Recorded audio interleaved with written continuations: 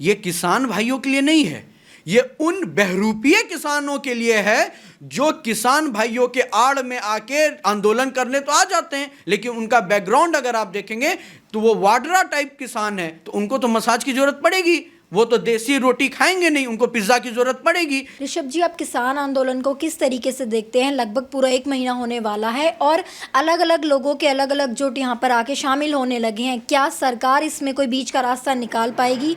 क्या सरकार किसान बिल को वापस लेगी या कुछ ऐसा रास्ता निकल पाएगा? पूरा नजरिया ओवरऑल क्या देखते हैं आप? देखिए, सबसे पहले तो मैं बता दूं, किसान आंदोलन के नाम पे कुछ लोग अपनी बची हुई राजनीति को संवारने की पूर्ण रूप से तैयारी कर रहे हैं, और किसान भाइयों के साथ कुछ भी गलत नहीं हो इसके लिए हमेशा मोदी सरकार ने सकारात्मक प्रयास किया है, और ये बिल में उनको मजबूत करने की बात है, ना कि उनको कमज़ोर करने की बात है। कमज़ोर अगर कोई हो रहा है तो यहाँ पे धराशायी विपक्ष हुआ है, इसलिए वो सोच रहा है किसान भाइयों के कंधे पे बंदूक रख के चला दें और अपनी राजनीति को बचा लें। तो मेरा मानना है किसान आंदोलन जो मुद्दा था, किसान को भाइयों को जो कन्फ्यूजन था, वो कन्फ्यूजन कहीं पीछे छूट गया उनके खेतों में, और रोड पे है खड़ी सियासत, विपक्ष के द्वारा फैलाया गया अफवाह और गुमराह करने के लिए तैयार की गई राजनीति। ये सारा षड्यंत्र एक रचा गया है मौजूदा सरकार को घेरने के लिए। अगर ये किसान का भलाई चाहते हैं तो उन्हें ये क्यों नहीं बताते, जो यूपीए 2 की सरकार थी उसमें जो बढ़ोतरी की गई थी वो धान पे 375 रुपये था, मोदी सरकार में 500-550 से ऊपर है। हर एक पहलू पे मोदी सरकार ने किसानों के लिए अच्छे कदम उठाए हैं।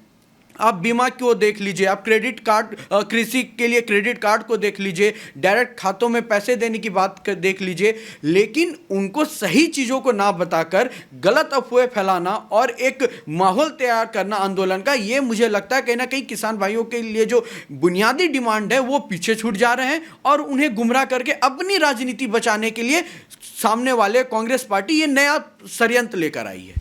सर, सवाल तो यही खड़ा होता है कि कांग्रेस ने भी अपने मैनिफेस्टो में कृषि बिल का ऐसा ही बिल लाने वाले थे और उनका प्रावधान था, लेकिन अब वो इसका दुरुपयोग कर रहे हैं, इसका लगातार विरोध कर रहे हैं।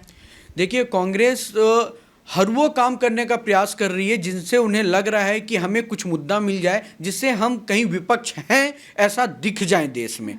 ये वही कांग्रेस है जो किसान के इस बिल में, चाहे आर्टिकल आप इसमें 8 जो पॉइंट है, चाहे और आप 14 पॉइंट्स देख लें, इन कुछ पॉइंट्स को वो अपने मैनिफेस्टो में भी जिक्र उन्होंने किया है, लेकिन वो जनता ने उन्हें नकार दिया, तो उनके पास मुद्दे रहे नहीं। पहले वो राम मंदिर पे लड़वाना चाहते थे, ट्रिपल तलाक पे लड़वाना चाहते थे, अनएम्प्लॉयमेंट पे लड़वाना चाहे, सब जगह जब उनका दाल नहीं गला तो अब वो वापस से आए हैं किसान भाइयों के नाम पे, क्योंकि देश में एक सेंटिमेंट लोगों के दिल में रहता है किसान भाइयों के लिए, और होना भी चाहिए, अन्नदाता है वो हमारे। लेकिन इस सेंटिमेंट का नाजायज फायदा उठाना कांग्रेस पार्टी की गंदी सोच की राजनीति को दर्शाता है, और ये कुछ नहीं, गंदी राजनीति के अलावा ये कुछ नहीं है। अगर ये सच में भला चाहते हैं तो आइए ना डिस्कस करते हैं, इक्वल प्लेटफॉर्म केंद्र सरकार ने दे रखा है, डिस्कशन के लिए आएंगे नहीं, केवल आरोप की राजनीति करेंगे। राहुल गांधी जी को जब धान और गेहूं में फर्क नहीं पता है, वो किसान की भला की बात करते हैं, तो मुझे आश्चर्य आती है। उनके यहाँ किसान कौन है? रॉबर्ट वाड्रा जैसे डीएलएफ के शेयर होल्डर्स, उनके यहाँ किसान कौन है? दिग्विजय सिंह जैसे करोड़ों। बात कर लीजिए जियो की, तो आजकल जो है जियो के बहिष्कार का ट्विटर पर काफी ट्रेंड चल रहा है, किस तरीके से देखेंगे आप इसको? देखिए, ये तो उन लोगों की जो नीति है देश के लिए वो खुले तौर पे एक्सपोज हो गया है। जिस चाइना की बायकॉट की बात, जब ये चाइना आक्रमण करता है तो ये यही विपक्ष होता है, कहते हैं मोदी जी क्यों एक्शन नहीं ले रहे, क्यों नहीं कार्रवाई कर रहे। और आज जब देश का एक उभरता हुआ कंपनी अगर देश में अच्छा बिजनेस करने जा रहा है तो अब इन्हें प्रॉब्लम है। इन्हें प्रॉब्लम देश के उस कंपनी से नहीं है, इन्हें प्रॉब्लम यह है कि अगर हर एक हाथ में इंटरनेट पहुंच जाए, हर एक हाथ में सच्ची जानकारी पहुंच जाए, तो कहीं ना कहीं इनके षड्यंत्र का भंडाफोड़ हो जाएगा। और ये चाइना के प्रोडक्ट को सपोर्ट कर रहे हैं, देश में बने प्रोडक्ट का विरोध कर रहे हैं। यह दर्शाता है कि इनकी मंशा कहीं से देशभक्त और राष्ट्रवाद की नहीं है। इनकी मंशा यही है कि कैसे मोदी सरकार को उखाड़ फेंको और अपनी गंदी सोच की राजनीति को, देश को तोड़ने की राजनीति को, आंतरिक सुरक्षा के साथ खिलवाड़ करने की राजनीति को पुनः लेकर आओ, ताकि आतंकवाद, घुसपैठी, ये सब चलता रहे, इनको बाहर से फंडिंग आती रहे, इनकी गिरी हुई राजनीति को एक सहारा मिलता रहे, और कुछ भी इनके पास देश के हित के लिए नहीं है करने को। सर इस चीज़ को किस तरीके से देखें जब किसान आंदोलन में शर्जील इमाम और उमर खालिद जैसे लोगों के आज़ादी के नारे लगते हैं? ये आज़ादी गैंग को तो मैं सबसे पहले कहना चाहता हूँ, इनके सरेआम सड़क पे लाके इनको पूर्ण रूप से आज़ादी दे देनी चाहिए। इनकी आज़ादी उस वक्त कहीं नहीं दिखी थी जब कोरोना से देश लड़ रहा था। कोई भी इनका एक सदस्य मुझे कहीं सेवा करते नहीं दिखा। और किसान आंदोलन में इनको रिहा करने की मांग, ये क्या एक टेलीविजन बिहार में शो चल रहा है कि आपके अनुसार फिल्म दिखाया जाएगा? अगर आप किसान आंदोलन में शामिल हो रहे हैं तो किसान के मुद्दे पे बात कीजिए। आप वीडियो देखेंगे, उन्हें एमएसपी का फुल फॉर्म नहीं पता जो वहां बैठे हुए हैं। उन्हें यह नहीं पता कि कानून में इस किसान बिल में क्या संशोधन की जरूरत है, लेकिन वह बैठे हुए हैं। उनका डिमांड क्या है? आतंकवादियों को रिहा करो, आतंकवादी गतिविधि में इन्वॉल्व लोगों को रिहा करो। ये किसान हो सकते हैं क्या? ये किसान के रूप में वो बहरूपिये हैं जो देश को तोड़ने के लिए किसान भाइयों के कंधे का इस्तेमाल करके अपनी षड्यंत्र, अपनी कम्युनल राजनीति को बरसा रहे हैं। और ये AK-47 किसान भाइयों के कंधे पर रख के देश में चलाना चाहते हैं, राजनीतिक हत्या करना चाहते हैं, राजनीतिक के माध्यम से लोकतंत्र की हत्या करना चाहते हैं। सर दिल्ली मेरठ हाईवे पर जिम की मशीनें, बैडमिंटन खेलते हुए लोग पाए गए किसान आंदोलन के बीच, किस तरीके से देखेंगे? देखिए, कुछ तस्वीरें मैंने भी देखा। वो तस्वीरें पैरों की मसाज की देखी, पिज्ज़ा की देखी। किसान आंदोलन के नाम पे वहाँ एक ज़बरदस्त माहौल बनाया गया है, आइए और इंटरटेनमेंट का साधन बनिए। ये किसान भाइयों के लिए नहीं है, ये उन बहरूपिये किसानों के लिए है जो किसान भाइयों के आड़ में आके आंदोलन करने तो आ जाते हैं, लेकिन उनका बैकग्राउंड अगर आप देखेंगे तो वो वाडरा टाइप किसान है। तो उनको तो मसाज की जरूरत पड़ेगी, वो तो देसी रोटी खाएंगे नहीं, उनको पिज्ज़ा की ज़रूरत पड़ेगी। तो ऐसे बहरूपिये जो इतने रईस बन के यहाँ क्या के गरीब बनने का नाटक करते हैं, तो वो एक षड्यंत्र के तौर पे एक सिस्टम बनाए कि हम भी उनके बीच में घुस के अपना जो दिनचर्या है, मसाज कराना, स्पा में जाना, पिज्ज़ा खाना, पार्टी करना, तो ये उस माध्यम को वहाँ पे भी चलाना चाहते हैं। तो ये एक्सपोज हो रहे हैं ये लोग। इन्हें कहीं से किसान की चिंता नहीं है।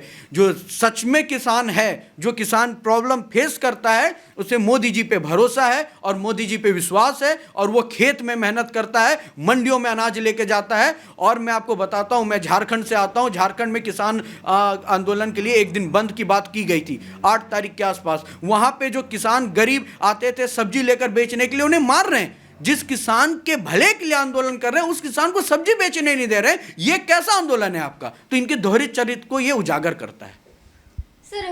सर संजय राउत का बयान आता है। संजय राउत कहते हैं कि प्रधानमंत्री खुद आकर क्यों किसानों से बात नहीं करते हैं? अगर प्रधानमंत्री बात करे तो कुछ चमत्कार ही कुछ और होगा।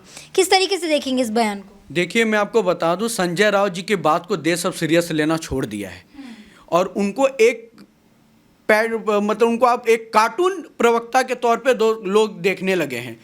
वो संजय राउत इस पे टिप्पणी कर रहे हैं प्रधानमंत्री जी के लिए, जिनके पार्टी के मुखिया, जिनके पार्टी से चुने गए मुख्यमंत्री खुद दरबारी के लिए जाते हैं 10 जनपद पे। आज तक वो एक पुलिस पे सही स्टैंड नहीं ले सके, और वो चाहते हैं देश का प्रधानमंत्री उनके स्टेटमेंट के अनुसार चले।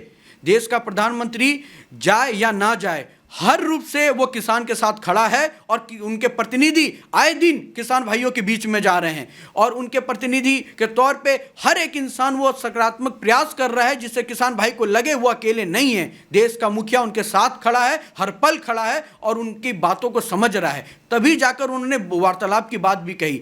5 से 6 फेज में उनके साथ डिस्कशन भी हुआ, लेकिन उनको डर है कि अगर डिस्कशन हो गया तो किसान आंदोलन खत्म हो जाएगा, इनकी गंदी राजनीति बच नहीं पाएगी। तो ये उलझुल मांग कर रहे हैं। अब ये था कि पहले डिस्कशन के लिए आओ, डिस्कशन के लिए गया तो प्रधानमंत्री जी को लाओ, फिर ये कहेंगे राष्ट्रपति जी को लाओ। इनकी मंशा किसान की भलाई नहीं है, इनकी मंशा ये है कि उनके माध्यम से अपनी राजनीति कैसे चमकाएं। सर अगर बात की जाए देश विरोधी कुछ ताकतों की, या बात की जाए टुकड़े टुकड़े गैंग की, तो वो लोग अक्सर पहुंच जाते हैं या बिरयानी बांटने पहुंच जाते हैं जहां पर देश विरोधी गतिविधियां होती हैं या देश विरोधी आंदोलन होते हैं। लेकिन देखा गया जब लॉकडाउन में मजदूर वर्ग जब अपने घर गाँव पहुँच रहा था, वहाँ पर ये लोग एक गिलास किसी को पानी पिलाने तक नहीं पहुँचे। नहीं, आप इस चीज़ को 2 पॉइंट से देख सकते हैं। ये बिरयानी गैंग और डफली गैंग और ये जो सेवा गैंग है, मैं इन्हें गैंग इसलिए कह रहा हूँ क्योंकि ये सुनामी में नहीं खड़ा होंगे। ये जब बिहार में आग लगी तो ये खड़ा नहीं होंगे। ये जब कोई त्रासदी आती है तो ये खड़ा नहीं होंगे। ये तभी खड़ा होते हैं जब इनको लगता है कि देश में किसी तरह का अशांति फैलाया जा सके, और इनकी चिंता केवल उस रूप से होती है कि ये फ़ायदा पाकिस्तान में गंदी सोच को कैसे पहुंचाए, ये फ़ायदा चाइना में गंदी सोच को कैसे पहुंचाए, देश में अच्छी सोच को लाकर देश का भला कैसे करें, इनकी कभी ये मंशा नहीं होती है। इसलिए ये बिरयानी गैंग जो है, ये बिरयानी गैंग, ये पिज़्ज़ा गैंग, ये कभी आपको लोगों की मदद करते वहाँ नहीं दिखेंगे जहाँ सच में उनकी मदद की ज़रूरत हो। ये वहीं दिखते हैं जहाँ उन्हें लगता है कि मोदी सरकार को घेरने की ज़रूरत है।